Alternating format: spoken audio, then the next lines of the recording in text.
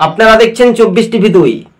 কংগ্রেসের আন্দোলন আরো তীব্র হলো, সেই ফুটেজটা আপনারা দেখতে পাচ্ছেন।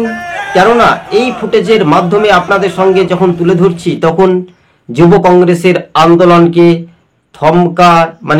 দমিয়ে রাখার চেষ্টা করলেও আগরতলা পুলিশের সঙ্গে কংগ্রেস যুব কংগ্রেসের কর্মীদের বচসা রীতিমতোই।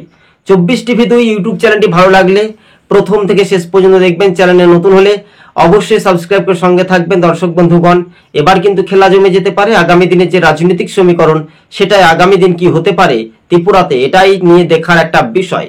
আপনাদের সঙ্গে একটু আগে আমরা খবর সংগ্রহ করতে বলেছিলাম যে 24TV2 ত্রিপুরা রাজ্যের আইন শৃঙ্খলা পরিস্থিতি, চাকুরি কেলেঙ্কারি, অকপ বিলের বিরুদ্ধে পথে নামছে যুব কংগ্রেস, এছাড়াও আরো আন্দোলন তীব্র হচ্ছে।